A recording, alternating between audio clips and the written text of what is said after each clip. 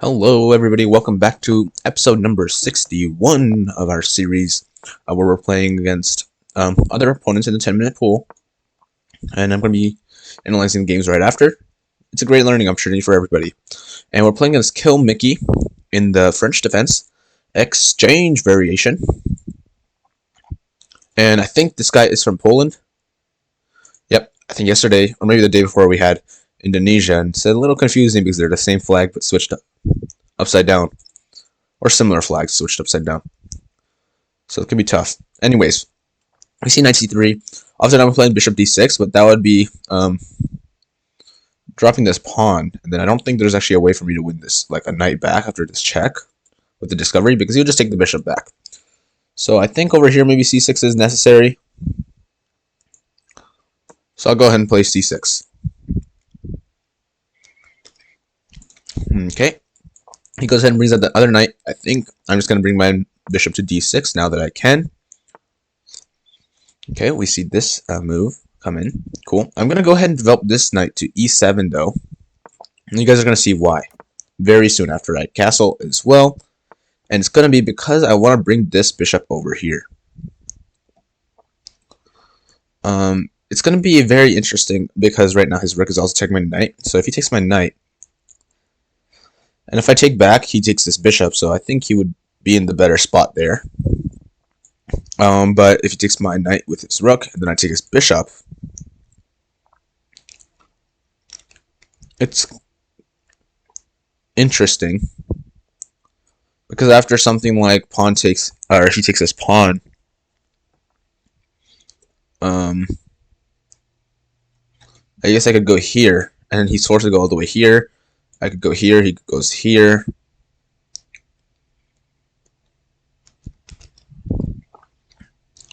And for sure there's a way to like have, what's it called? Repetition. But I don't know if it's worth it.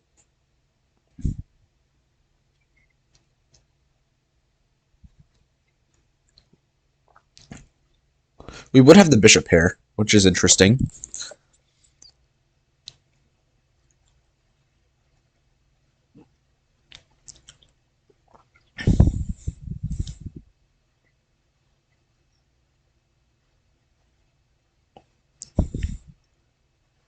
So I gotta just think about it just a little bit more.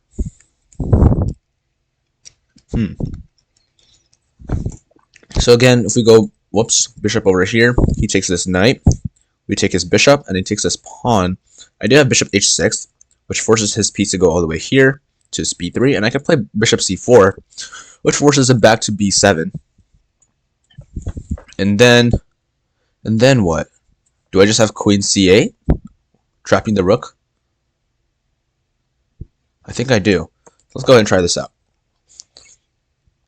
And if not, if he just trades over here, I'll just take back with this knight, and I'm fine with that. I got the bishop pair, or not, well, I didn't get the bishop pair, but I have the better bishop than him, because my central pawns are on light squares, and my bishop's going to be able to go between them to attack on both sides, whereas his dark square bishop, okay, we're going down this path. If he takes this back, okay, he's going to go here. I'm going to go ahead and attack this bishop, this rook. The only square I see for him is this square, unless he wants to just lose his piece immediately.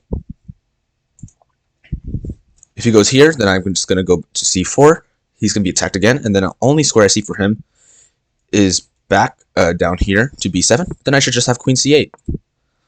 And all of a sudden, I am just up in material.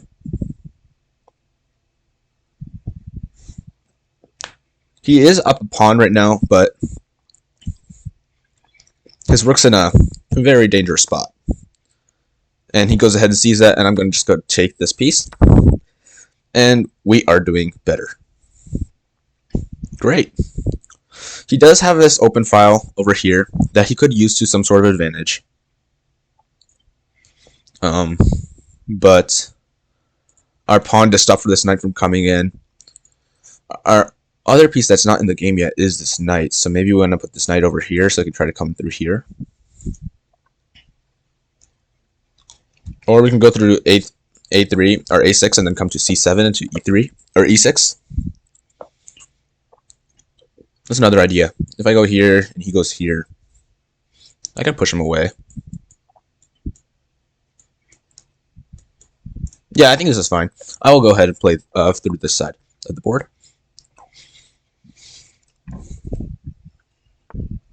Okay, he goes ahead and puts that piece over there. Very cool for him.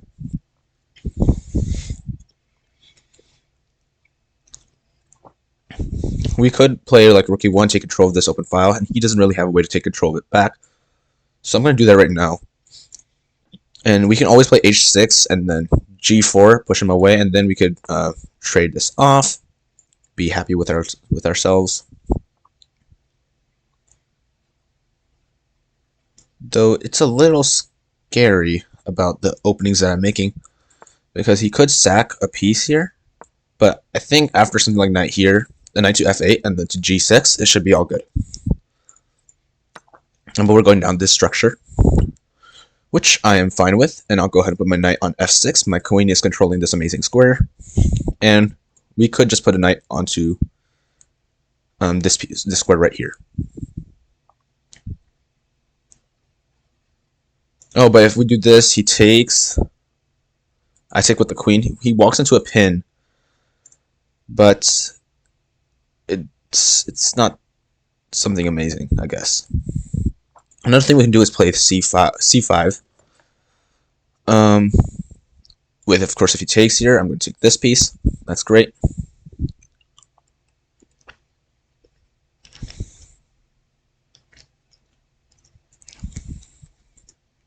We could also play knight here.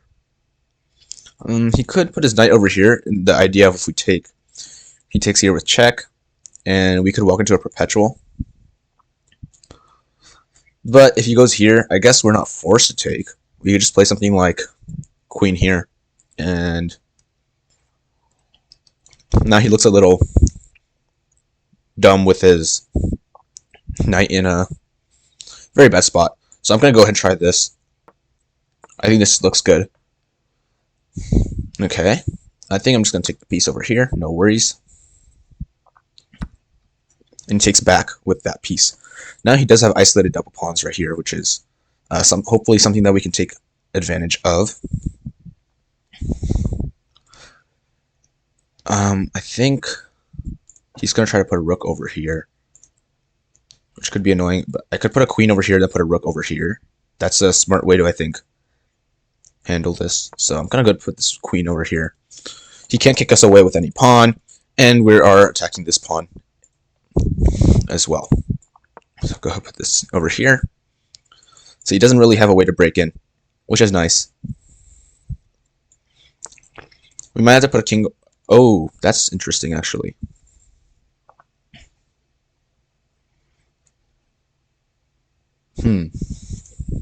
He's trying to get this knight onto the square, which is a great move for him. But if we play king g7, he plays this move over here. We come back and he pushes. I don't think there's too much of a problem here.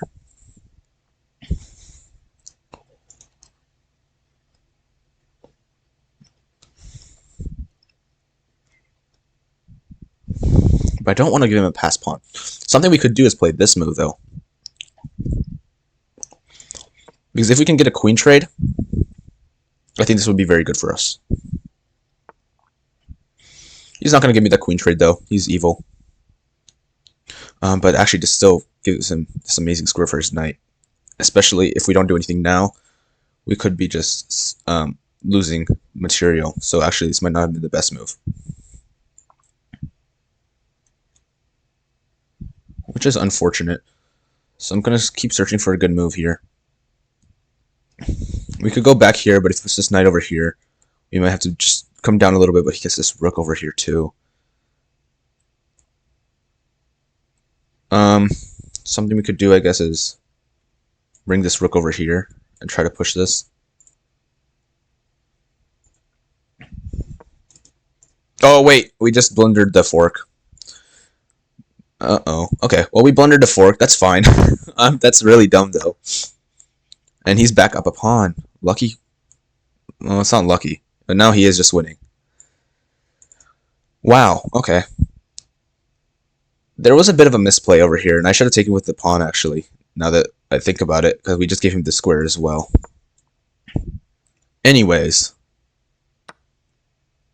he goes ahead and takes that. Good for him. Very good for him.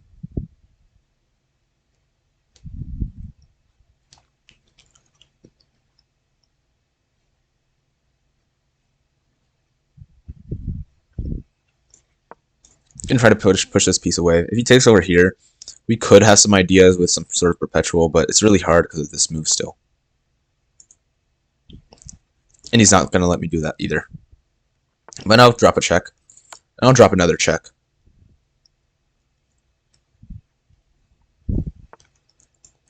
And I'll drop another check.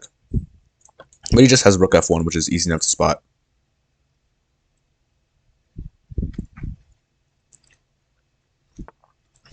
But I seriously misplayed this one. Not good at all. I'm gonna play here. If he does take this pawn, I have queen takes over here, which would be nice. Something he could do is just this move, though. Oh, but no, I still have this check. Okay, he's bringing this piece closer, I guess. I could do something like this.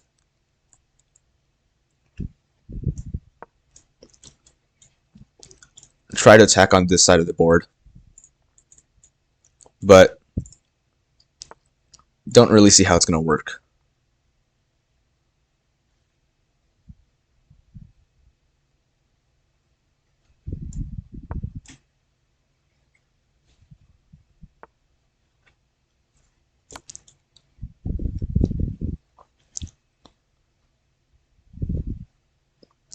He unfortunately has his ways to escape.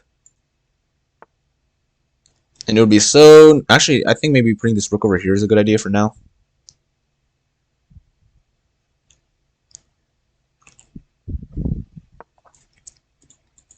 I want to open something up.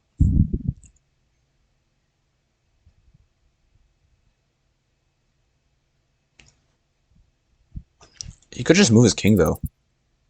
And I think now I'm actually really struggling. I'm going to play this move. He takes, makes sense.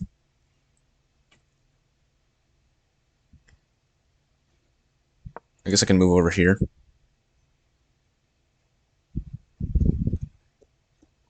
Wow, this is an unfortunate game. We were just completely up. But we managed to throw it away. Well, it's what happens. I need to get this queen back into the game, so I'm going to try to reroute through here. I guess you could still play rook f1 again. And then I'm forced to go here once again.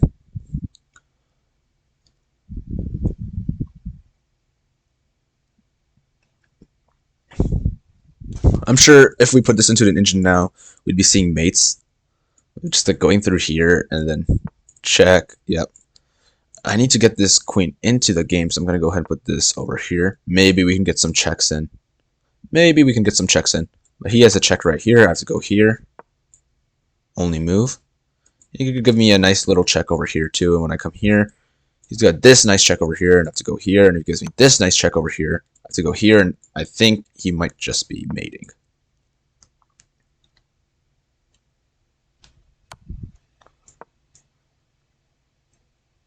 Oh, I could block with the rook.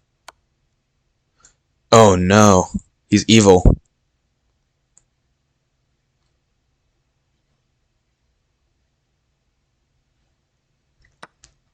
Okay, I do have check.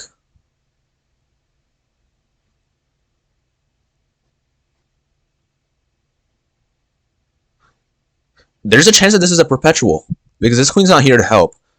I have this check over here, and I have this check over here, and my opponent just walked into checkmate. Guys, my opponent just walked into checkmate.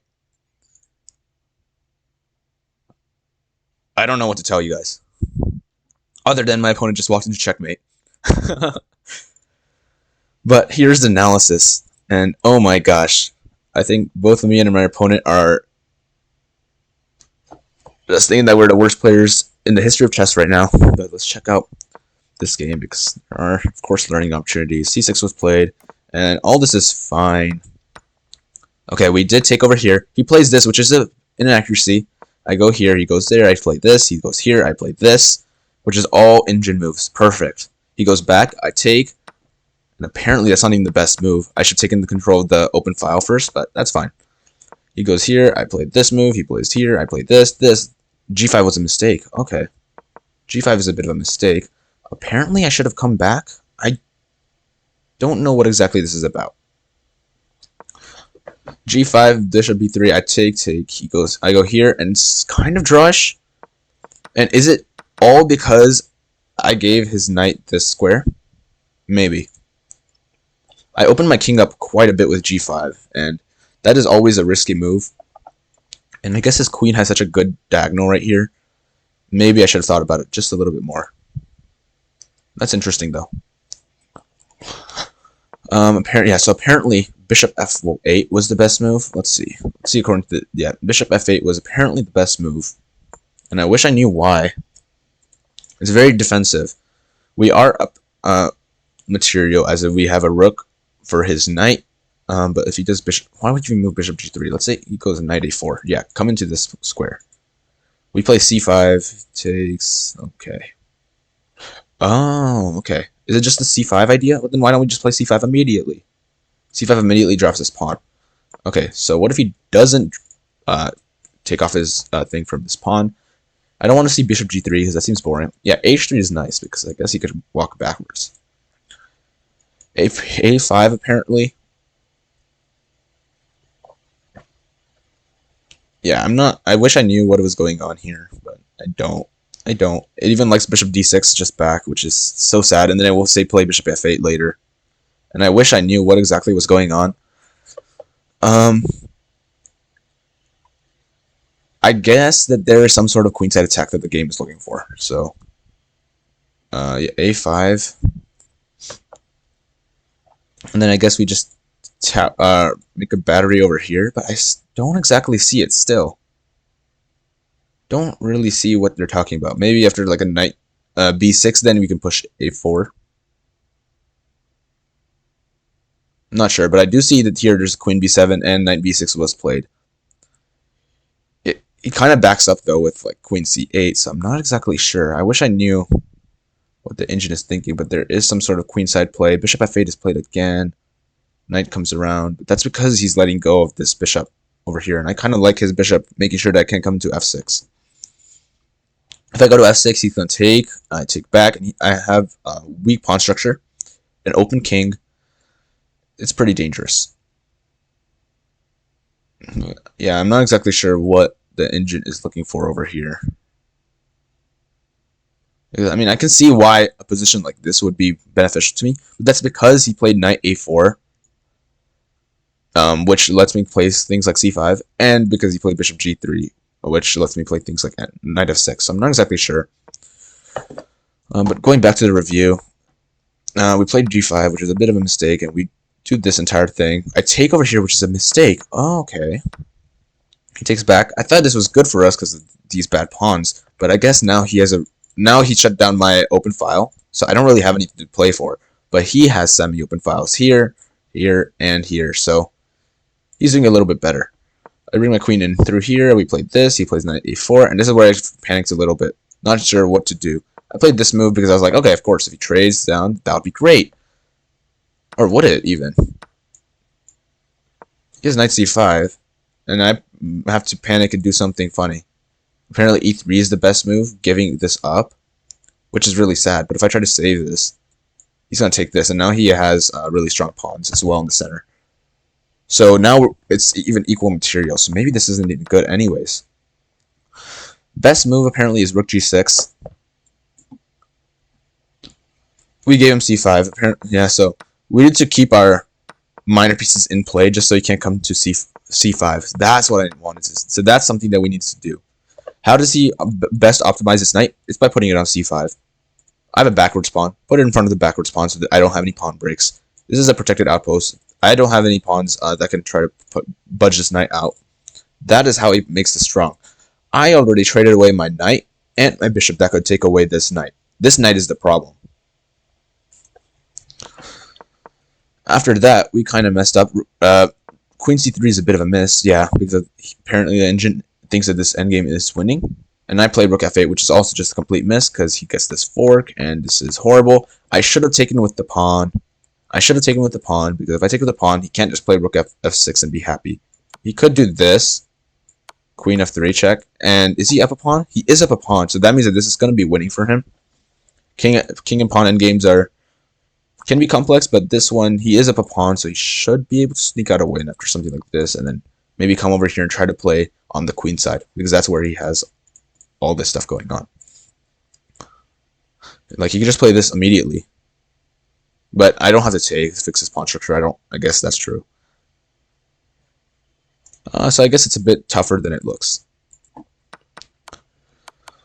But that was something that should have been played. I played here. That gives his queen, his rook this amazing square, and all this happens. I pre the king over, give him a bit of a check, and apparently I just had checkmate in 2 moves here, because rook h8 is just checkmate in 2. I missed checkmate in 2, guys. I was looking for a draw, and I missed checkmate in 2. And that's amazing. So this happens. He plays rook f1. I bring the queen back to this active square. He brings it over here. I play rook h8, trying to find some sort of play, but engine is worried about moves like a5, which is not very practical. I need to make some winning chances for myself. I bring queen h5. It still likes h5, a5. I give him a check. He backs up. I played this move, which isn't too great because my queen is kind of trapped. He plays this. I place this move, try to open stuff up. See, you guys can see, it wants a queen trade, but if I do a queen trade right here, he could just take. He has a nice rook. It's not too great for me. Like, he could just play this move right here. I guess he's going to come in through here, so... Or I can come in through here, so that maybe this is not the best move. It'll give me some sort of play. Or I can play this, which is interesting, but he's up 2 pawns, so I'm not sure why this would be a great move for him. But anyways, the game continued like this, trying to open something up. I play here, he goes here, I bring my queen over here, and he's gonna start pressing on me because, well, he has the activity. He has an active rook, he has an active queen, and this pawn is amazing for blocking out my thing. So he does have this checkmate in 5. I go here, queen d7. He shouldn't have given me this check, he should have given me this check, and if I go here, we just checkmate in 2, but actually that's the only move, so it's just checkmate in 2. If he went over here, I have to run over here. He gives me this check. I take here. He takes this rook. Apparently, the engine does not see a perpetual. I thought there was some sort of perpetual, but not so. And it's because if he goes here, don't have too many checks. I have this check over here, but he goes to d1, then I don't really have any checks at all. So I would have played something like this move right here. If he goes to d3, looking for more checks, I guess queen b1 is a good move. I would have played queen b1, but then he has this move over here, and slowly but surely he is making some sort of progress. Wait. Oh yeah, queen d3. Queen b1, rook c2, give him this check as why not, rook d2, give him this check as why not, rook e2, and there we go. I don't really have any checks other than this, but after this, king f1, he's going to run to the h1 corner. There it is. Finally figured it out. I have this check. If he goes rook f2, then it's going to be a perpetual for sure. So he has to give up his rook. And after even I take here, let's say if this happens, he goes here, or actually rook f2 is probably better, just saving the rook, and then he can just go here and run away to h1. But if I take this rook, he's got some nice pieces. Actually, it's just mate in 2. He can't even go here, he has to go here, and then the pawns are blocking these squares off. He also has a passed pawn, so even if the queens were off the board, he would just be winning. So that's really complicated. But my opponent played this move, which is fine. I give him a check again. He goes here. I give him another check. And he blundered mate in 1. He blundered mate in 1.